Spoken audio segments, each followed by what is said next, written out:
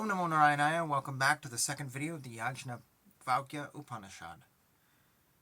There are well-known sages called Paramahamsas, wearing no distinguishing marks, with conduct beyond worldly people, and who behaved as though bereft of their senses, though perfectly sane, averse to others' wives, and the desire to stay in towns, and discarding all these, namely the threefold staff, the water vessel, the earthen plate used for a meal, the ceremonial purification with water, the tuft and the sacred thread, internally as well as externally, discarding them in the waters, reciting Bhu Svaha, the Paramahamsa shall seek the Atman, possessing a form as one newborn, unaffected by pairs of opposites, accepting nothing except for alms, for bare sustenance, well established in the path of the truth of Brahman, of pure mind, receiving alms into the mouth at the prescribed time in order to sustain life, becoming equanimous at gain and loss of alms, drinking water from the vessel of the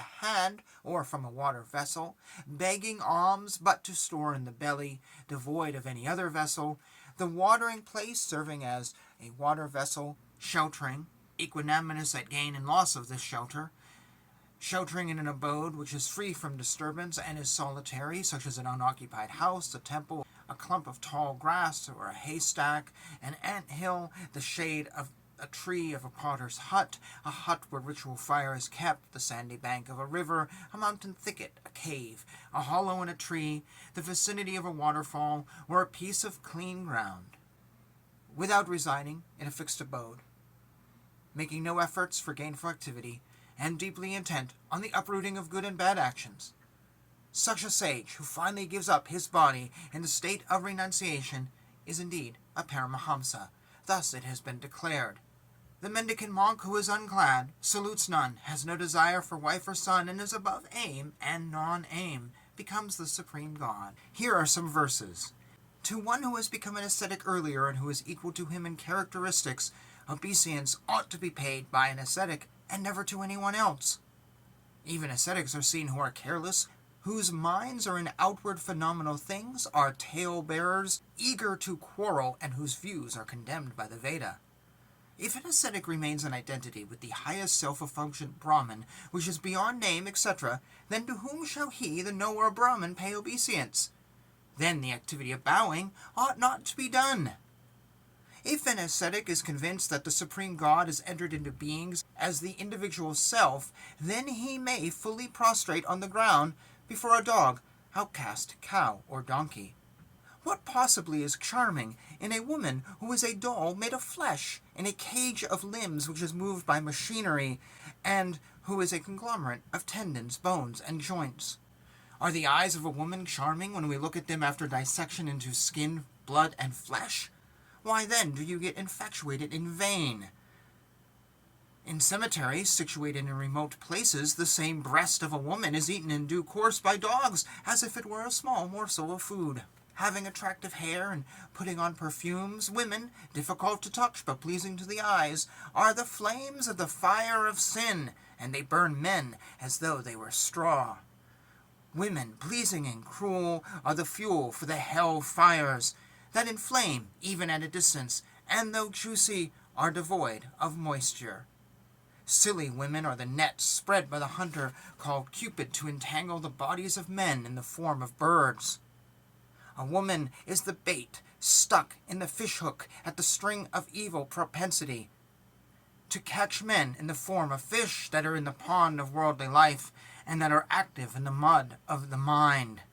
Enough of women to me forever, who are the strong caskets to preserve all gems of evil and are chains of misery. He who has a woman with him has desire for enjoyment. Where is the scope of enjoyment to one who is without women? Discarding women is discarding worldly life. One shall be happy after abandoning worldly life. A son unborn worries about the would-be parents for long. When obtained in the womb, he gives trouble due to miscarriage or the pangs of childbirth. When the boy is born, there is the worry of evil planes, illnesses, etc., and then his propensity to evil ways. When invested with the sacred thread, he does not become learned, and if he becomes wise, he refuses marriage. In youth he takes to adultery, and has the curse of poverty when he has a family. There is no end of worry due to a son, and if he is rich, he may suddenly die. The good ascetic has no fickleness of hands and feet. He is not unsteady in his eyes, and he is not loose with his speech. Conquering his senses, he becomes one with Brahman. When a person of discrimination sees equality and oneness between an enemy, a prisoner, and his own body, where is the scope for anger as towards the limbs of one's own body? If you have any anger against a wrongdoer, how is it you do not have anger against anger, as it forcibly blocks the path to duty, wealth, love, and liberation? My salutation to the anger against anger, which well sets ablaze its substratum, which gives one dispassion and awakens one to one's faults. Where the people are always asleep, the man of self-control is wide awake. Where they are vigilant is in deep sleep. Be convinced that there is consciousness here, that all this is consciousness alone, and is pervaded by consciousness, that you are a consciousness, and I am consciousness, and all these worlds are of consciousness. Ascetics should accept this, the highest position of being a Paramahamsa.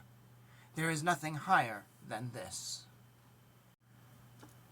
So I have to be a little bit clear, because actually that second video that I've done here was a continuing conversation by Yajnavalkya. He says in the last line, and I deleted this out, "Oh, best of sages, there is nothing higher than this."